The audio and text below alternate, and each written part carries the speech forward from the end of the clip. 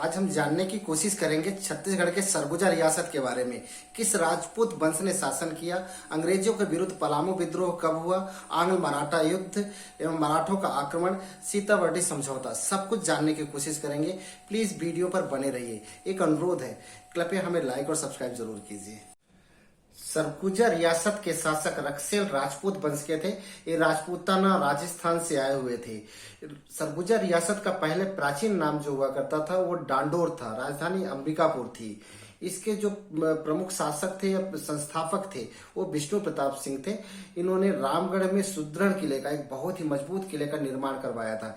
इसके बाद शिवराज सिंह 1758 से 1788 तक की शासन व्यवस्था थी और इतिहास इन्हीं के शासनकाल से प्राप्त होता है। इन्हीं के शासनकाल में मराठों का आक्रमण हुआ था और इन्होंने मराठों की अधीनता स्वीकार कर वार्षिक टकोली देने का वचन दे दिया था। इसके बाद इनके उत्तराधिकारी थे अजीत सिंह, जिन्होंने 1788 से 1799 तक शासन किया। इनके शासनकाल में पलामू का विद्रोह हुआ था 1792 में अंग्रेजों के विरुद्ध।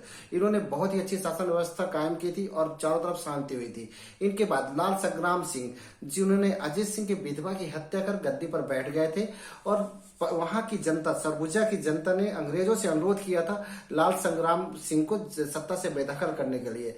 उस समय कर्नल जोन्स ने इन्हें परास्त कर रियासत से बाहर निकाल दिया था। 1799 से लेकर 1820 तक बलभद्र सिंह की शासन व्यवस्था रही। इन्हीं के शासन काल में अंग्रेजों का प्रभाव स्थापित हुआ था। इन्हीं के शासन काल में चतुर्थ आंग्ल मराठा युद्ध हुआ था, जिसमें सीताबर्डी समझौता हुआ था। सीताबर्डी समझौता के तहत इस रियासत को अंग्रेजों के अधीन कर दिया गया था। इन्हीं के शासन काल में अंग्रेजों ने एक दीवान नियुक्त किया हुआ था राज्य की व्यवस्था देखने के लिए। इसके बाद अमर सिंह 1820 से 1852 तक रहे। इनके उत्तराधिकारी रहे इंद्रजीत सिंह, जो विक्षिप्त होने के कारण शासन व्यवस्था नहीं चला पाए थे। रघुनाथ शरण सिंह 1882 से 1917 तक शासन में रहे। 1895 में लॉर्ड एल्गिन ने इन्हें महाराजा बहादुर की उपाधि दी थी। इन्हीं के शासनकाल में 1905 में सरगुजा रियासत को बंगाल प्रांत से अलग कर मध्य प्रांत में स्थापित कर दिया गया था। इसके बाद इनके पुत्र महाराजा रामानुज शरण सिंह का राज्याभिषेक हुआ था। रामानुज शरण सिंह 1917 से 1947 तक शासन में रहे। प्रथम विश्व युद्ध में अंग्रेजों के सहायता के चलते इन्हें अंग्रेजों ने commander of the British imperial की उपाधि दी थी।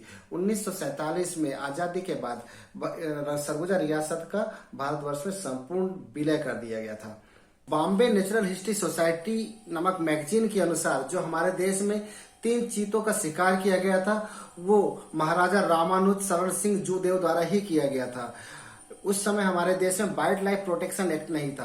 अब भी जो इनके वंशज हैं वो महाराजा त्रिभुवन शरण सिंह जूदेव हैं, जो टीएस बाबा के नाम से प्रसिद्ध हैं। धन्यवाद दोस्तों।